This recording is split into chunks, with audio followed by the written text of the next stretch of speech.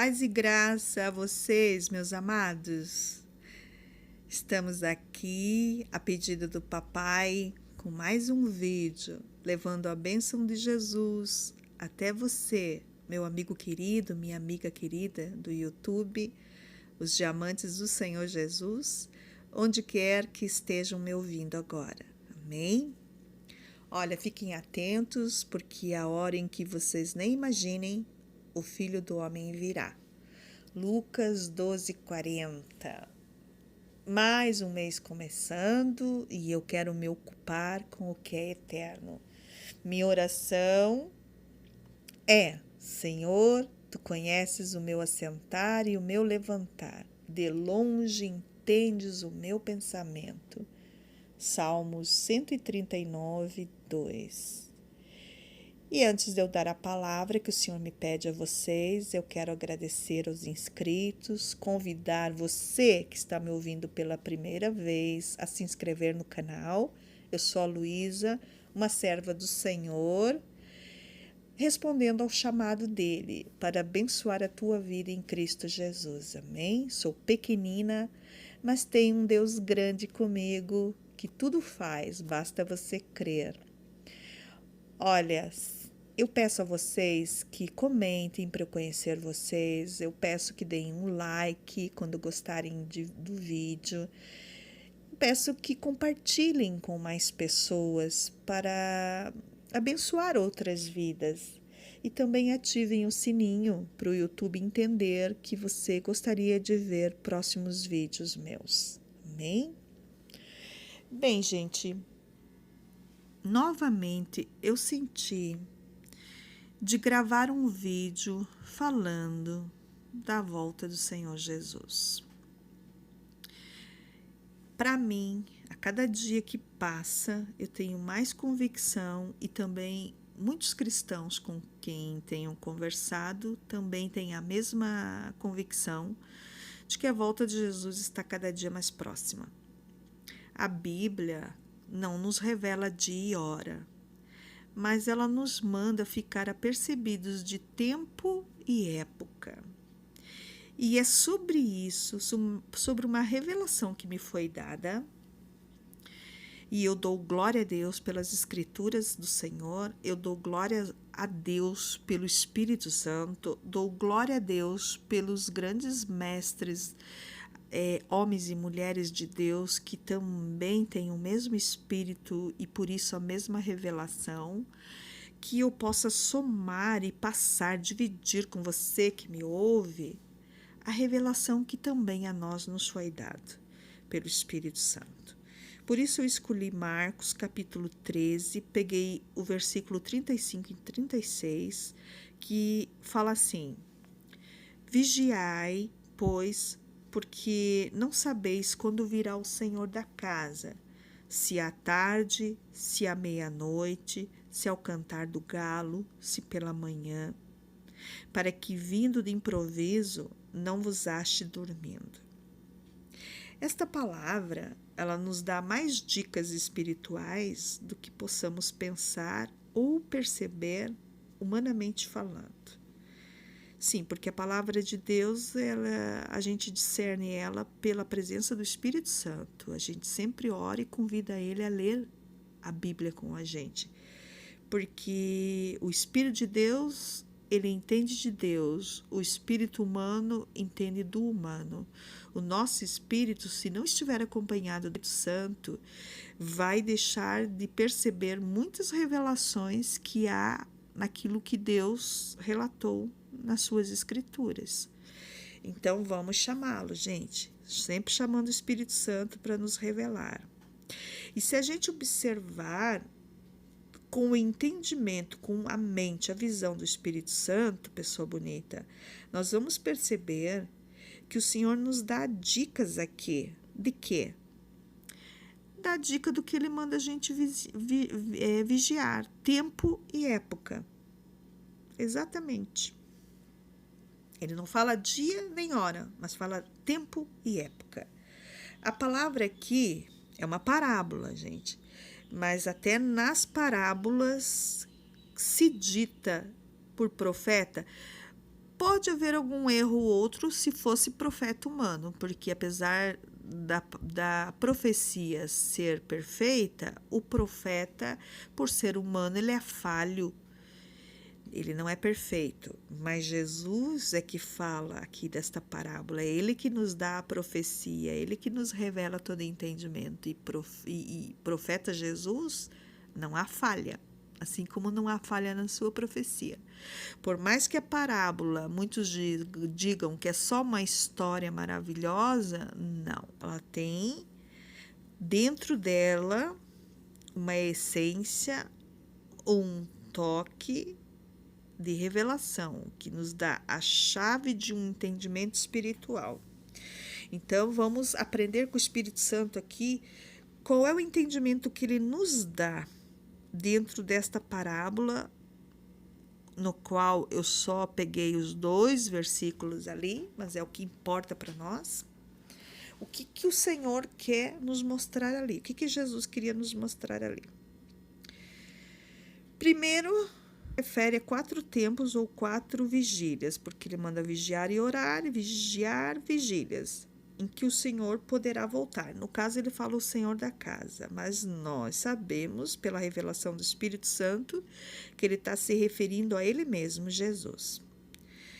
E ele dá os tempos seguintes. Primeiro tempo, primeira vigília, ele fala à tarde.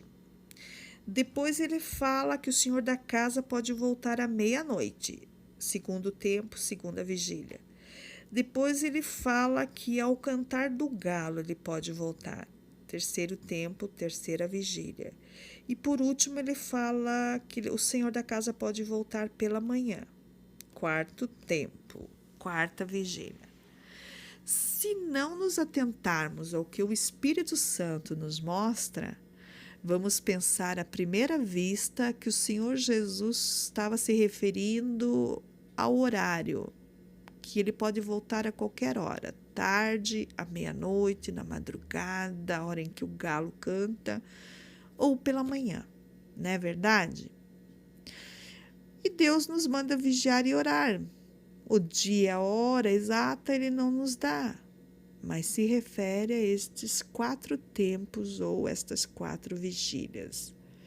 Então, vamos agora nos aprofundar nas águas do Espírito Santo e entender o que ele quer dizer aqui com tempos e épocas. Observa comigo. O que acontece à tarde? Primeira vigília, primeiro tempo, ele se refere à tarde. O que acontece à tarde? O sol já se pôs, porém ainda há luz no céu, certo? Você não precisa ainda acender as luzes da casa, porque a luz que entra pelas janelas ainda clareia a casa, mesmo depois que o sol se pôs. O cachorro da vizinha está querendo participar do vídeo, gente, então não se incomodem. Voltando aqui, a direção do Espírito Santo. Mesmo depois que o sol se pôs, ainda há luz, por causa do sol. E quem é que a Bíblia se refere como o sol da justiça? Você já ouviu isto? E a Bíblia se refere como o sol da justiça à pessoa do Senhor Jesus. Veja, o sacerdote Zacarias, quando o filho dele, João Batista, nasceu, ele profetizou o seguinte: E tu, menino, serás profeta do Altíssimo, vais anunciar a vinda do sol nascente das alturas, aquele que virá para iluminar os que jazem em trevas, os que jaz no vale da sombra da morte. E nós sabemos que ele estava falando, esse sol nascente das alturas do Senhor Jesus. O João Batista foi o profeta que anunciou a vinda do Messias. E nós sabemos que o Messias é Jesus. Então, o que a gente vê nesse tempo aqui, da tarde? É o tempo da primeira igreja. Jesus já tinha partido, mas ele ainda estava no meio deles. porque os que o seguiam ouviram aqueles anjos dizerem: varões galileus, do jeito que vocês estão vendo ele ascender aos céus, ele vai voltar.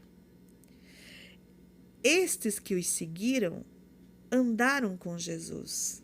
Eles viram os feitos de Jesus, eles escreveram sobre os feitos de Jesus. Eles narraram todos os acontecimentos.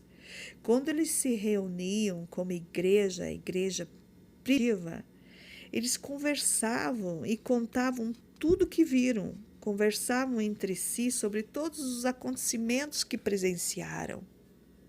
Tudo eles contavam.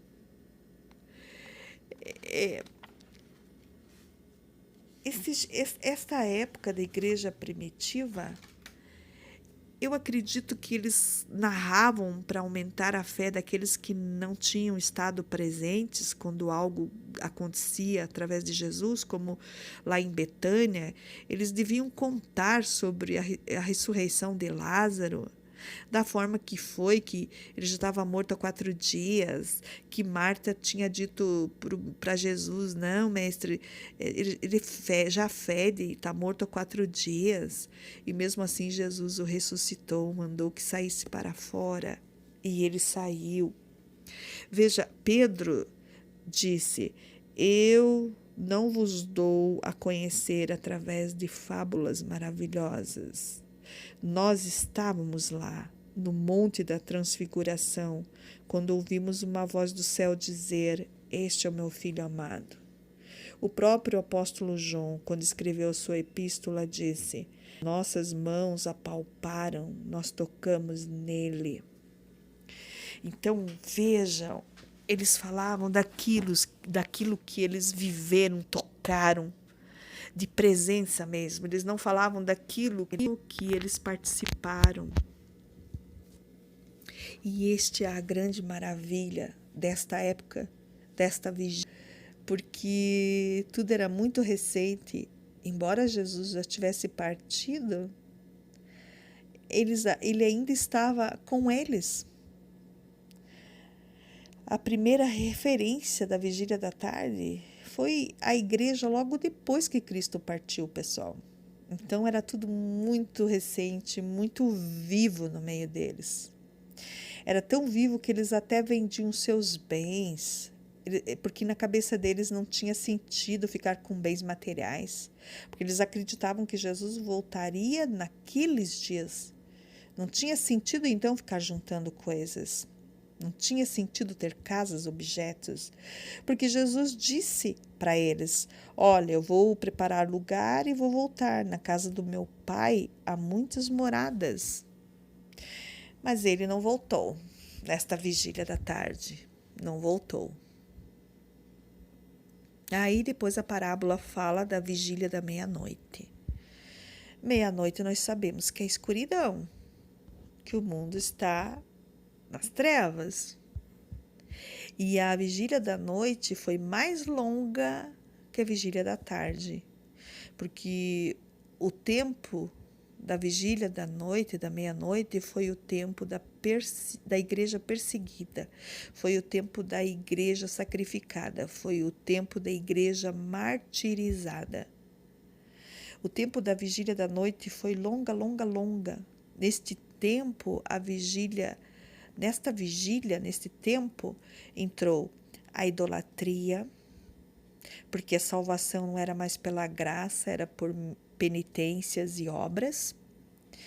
Tinha que comprar um lugar no céu através de indulgência. Se era rico, ficava fácil de ser salvo, porque era só pagar um lugarzinho no céu para o Papa, né?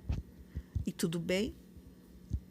O sacrifício de Jesus já não era mais necessário, o Papa era maior que o sacrifício de Jesus, os santos que ergueram funcionavam mais do que o próprio Jesus. A vigília da tarde era uma vigília onde Jesus estava na memória das pessoas. Mas na vigília da meia-noite não podia se falar do que Jesus falou, tinha que aceitar heresias, porque senão eles matavam. Era a época das fogueiras da Inquisição. muitos cristãos morreram, pessoa bonita, muitos mesmo. Se eles viam que o cristão fazia aquilo que era certo, que era aquilo que Jesus ensinava, e não obedecia à igreja na época da Inquisição, não divulgava a heresia imposta pela igreja, eram tidos como bruxos e eram queimados, eram assassinados. Nesta época levantaram um Cristo desta vigília da meia-noite, que nunca ressuscitou. Um Cristo que nasce no Natal, morre na Páscoa e no Corpus Christi ainda está morto. E assim consecutivamente.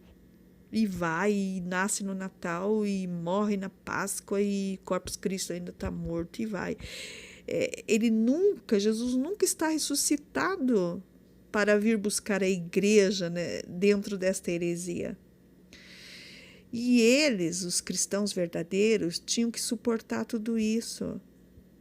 Eles iam para as fogueiras, eles eram esquartejados e eles continuavam crendo no Senhor Jesus, porque a esperança deles estava que Jesus voltaria naqueles dias.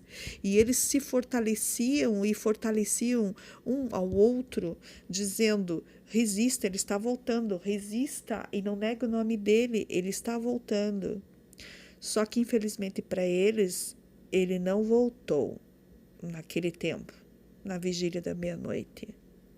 E muitos cristãos foram, sim, por causa do nome dele e da verdade do reino dele, martirizados, assassinados, alto preço pago, muito sangue derramado. Depois, a Bíblia nos fala da vigília do cantar do galo. E nós sabemos que o galo canta para anunciar o dia que vai nascer. Quem tem fazendas, sítios, chácaras e tem animais sabe que é assim que funciona, que o galo, ele anuncia quando um novo dia está chegando, aí ele canta na madrugada. E o que nós podemos compreender sobre a vigília da madrugada? O que foi esta vigília? Foi exatamente o grito da Reforma Protestante, foi o grito da liberdade. Foi quando se disse não para as heresias criadas pelos homens e foi realmente dito a verdade aos homens. A salvação é pela graça, é pelo sangue de Jesus que foi derramado para comprar povos de todas as raças, tribos e nações. A única coisa que é preciso é acreditar no sacrifício que ele fez por amor de mim, amor de você. A Bíblia fala que Deus amou o mundo de tal maneira que deu o seu Filho unigênito para morrer por nós, para que todo aquele que nele crer ache salvação. Então, Jesus, ele pegou esse título da dívida que nós tínhamos e rasgou ao praticar o sacrifício perfeito diante de Deus, de derramar todo o seu sangue para pagar as nossas dívidas. Ele morreu por mim e por você. E o que precisa? Só crer nele. Não precisa fazer mais nada, só precisa crer no sacrifício dele. E também houve muita perseguição neste tempo. Também. Quando vemos na história destes homens reformadores, como Martinho Lutero, João Calvino, Filipe, Úrico, Thomas, Martim, Joães, Jean, John, até que foram precursores de Lutero, vemos que eles pagaram um preço muito alto para fazer esta reforma. Preço de morte também, preço de sangue. Porque eles tiveram que lutar contra as mentiras e gritar verdades sagradas. O projeto da escuridão naquele tempo era acabar com a Bíblia, para que ninguém pudesse saber da verdade a respeito de Jesus, a respeito de Deus e do seu reino.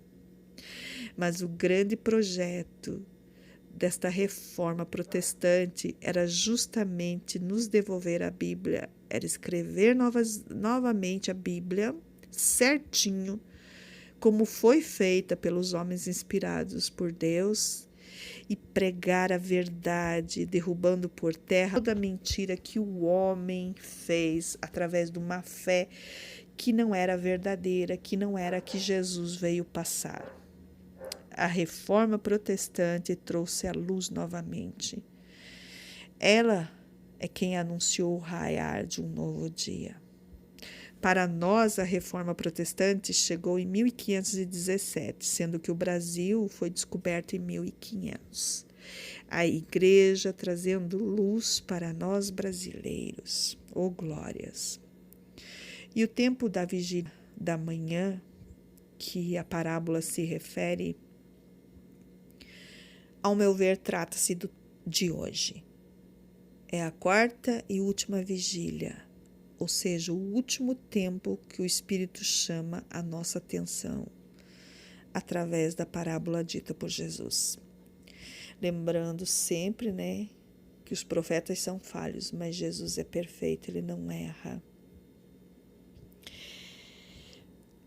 Mas é importante dizer também que a Bíblia, através de parábolas, traz grandes chaves espirituais, grandes ensinamentos, traz códigos divinos que acaba por nos revelar o que há de vir acontecer futuramente com o mundo, com a igreja dele.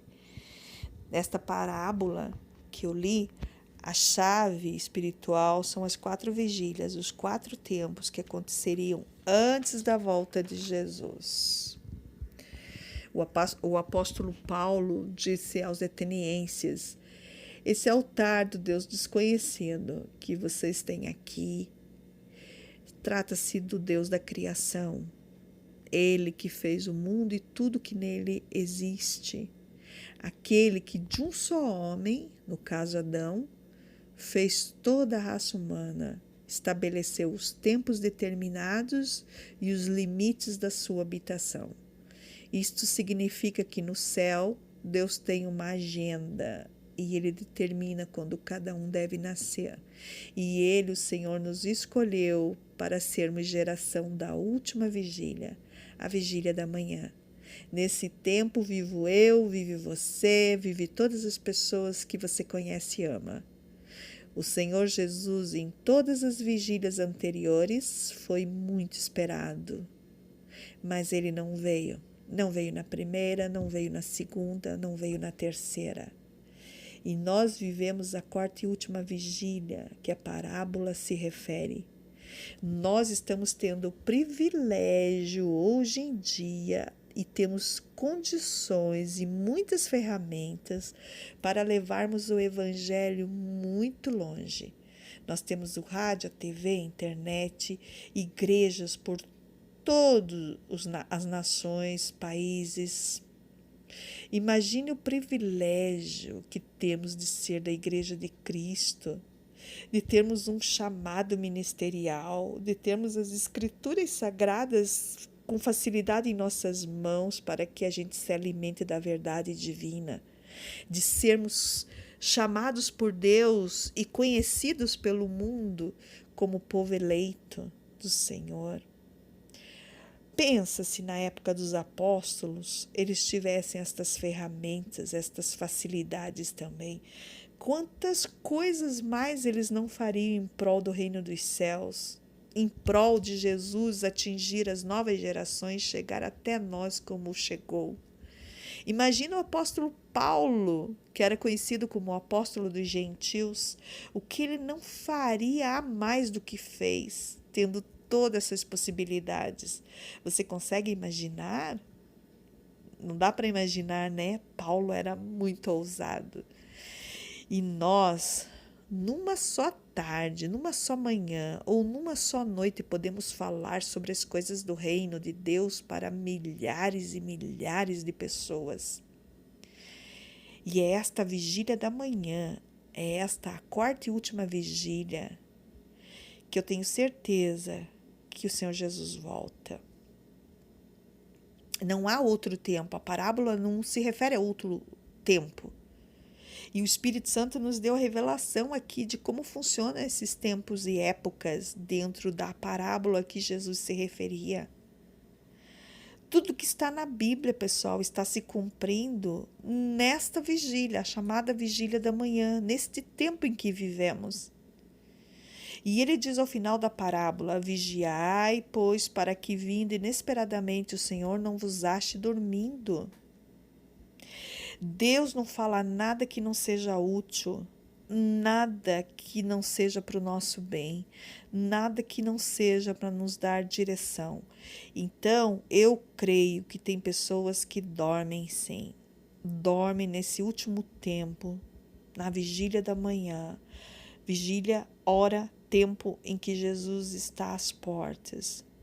Essa pessoa despreza até mesmo não só o sangue de Jesus, o preço alto que ele pagou, mas acaba também deixando de lado, não valorizando o alto preço que a igreja, as igrejas de tempos anteriores pagaram.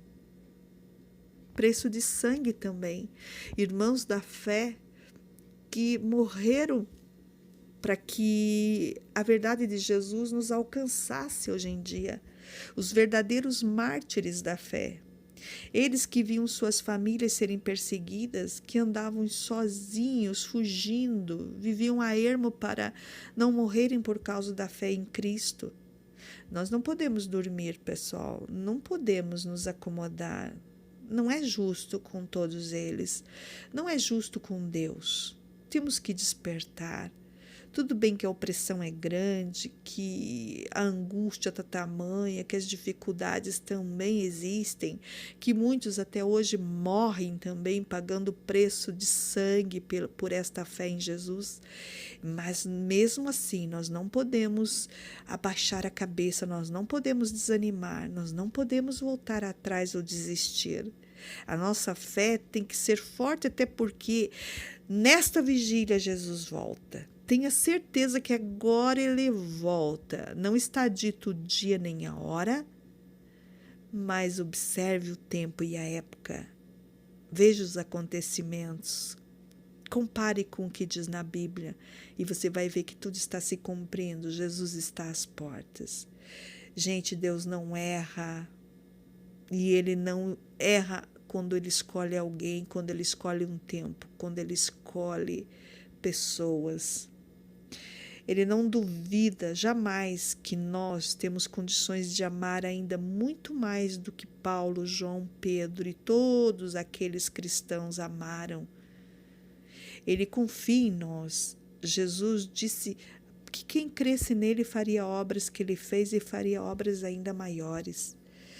Nós somos estes escolhidos para fazer obras ainda maiores. Nós temos condições do ID, de chegar muito mais longe do que os antigos cristãos conseguiram chegar. E nós temos condições de salvar muitas almas, se possível, quase todas, porque vai haver aquelas que não vão querer esta luz que nós oferecemos, esta pérola que é Jesus. Mas vamos continuar fazendo o que Jesus fez. Nós somos a igreja do Senhor Jesus. Vamos continuar praticando tudo que Ele nos deu condições para praticar, tudo que o Espírito Santo que em nós habita nos capacita a fazer. Vamos profetizar, vamos curar, vamos libertar, vamos salvar. Vamos executar milagres através do Espírito Santo em nós. Fazendo assim tudo que Jesus pediu para que nós fizéssemos, porque nós somos a igreja dele na terra. Confie. Deus escolheu você, Ele confia em você e você é capaz de honrar esta confiança. Deixe-me orar por você agora. Por favor, abaixe sua cabeça, feche os teus olhos aí onde você está e pense nesse Deus maravilhoso. Deixe eu interceder por você. Senhor, eu peço a Ti em oração, ouve minha oração e responde, Senhor. Que venha sobre Ti o renovo de Deus agora, onde quer que você esteja. Que venha sobre Ti o consolo para os tristes, força para os cansados, salvação para os perdidos, cura para os doentes. Alcancem a todos que enfrentam o impossível.